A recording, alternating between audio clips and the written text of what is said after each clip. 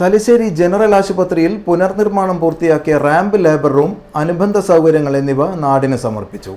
Lions club നൽകിയ 4 dialysis മെഷീനും അനുബന്ധ ഉപകരണങ്ങളും പ്രവർത്തന സജ്ജമായി. നിയമസഭാ സ്പീക്കർ അഡ്വക്കേറ്റ് എൻ ഷംസീർ ഉദ്ഘാടനം ചെയ്തു.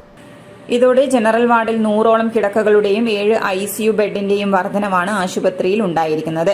ലയൺസ് ക്ലബ്ബ് നൽകിയ 4 ഡയാലിസിസ് മെഷീനും അനുബന്ധ ഉപകരണങ്ങളും പ്രവർത്തന സജ്ജമായി. സർക്കാരിന്റെയും സന്നദ്ധ സംഘടനകളുടെയും സഹകരണത്തോടെയാണ് ആശുപത്രിയിൽ വിവിധ സൗകര്യങ്ങൾ ഒരുക്കിയിരിക്കുന്നത്.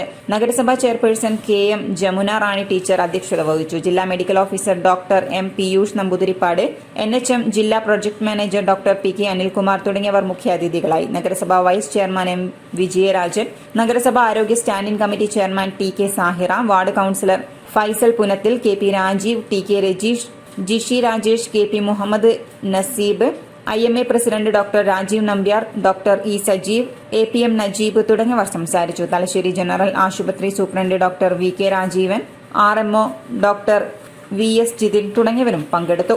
ഇവിടെ ഇന്നിപ്പോ ഈ ഡയാലിസിസ് യൂണിറ്റ് ഉദ്ഘാടനം ചെയ്യുമ്പോൾ തന്നെ തൊട്ടപ്പുറത്ത് റാമ്പിന്റെ ഉദ്ഘാടനം കൂടി നടത്തുകയാണ്.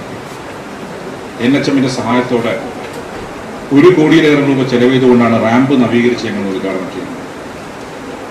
അതോടൊപ്പം ഏതാണ്ട് 1.5 കോടി രൂപയുടെ വാട്ടർ ടാങ്കിന്റെയും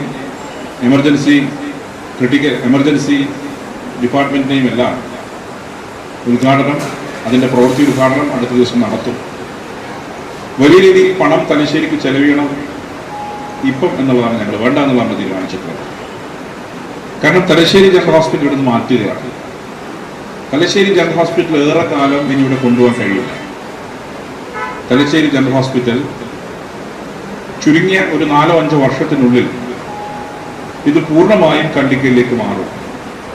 കാരണം ഓരോ വർഷവും നിങ്ങളിപ്പോൾ പറയാം 1 കോടിയിലേറെ രൂപയാണ് റാമ്പിന് വേണ്ടി നമ്മൾ ചെലവാക്കിയിട്ടുള്ളത്.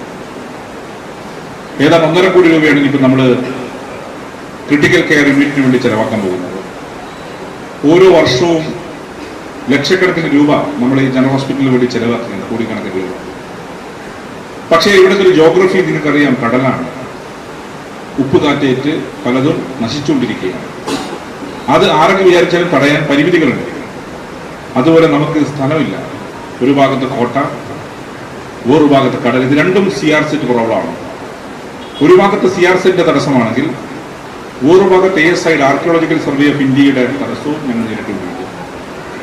ഇതിന്റെ തലപ്പത്തിരുന്നവരെല്ലാം നേരത്തെ ഉണ്ടായിരുന്ന ഡോക്ടർ പീയൂഷ് നമ്പൂതിരിപ്പാട്, ഇപ്പോൾ ഇരിക്കുന്ന ഡോക്ടർ VK രാജീവൻ, ഇവർക്ക് 2 പേർക്കും മധ്യത്തിലിരുന്ന ഡോക്ടർ ആശ, ഇവരൊക്കെ ഈ സ്ഥാപനത്തിന്റെ നവീകരണത്തിന് വേണ്ടി നടത്തിയ അധ്വാനത്തിന് അവർ നേരിട്ട പ്രതിസന്ധികൾ നമുക്കുള്ളൂ.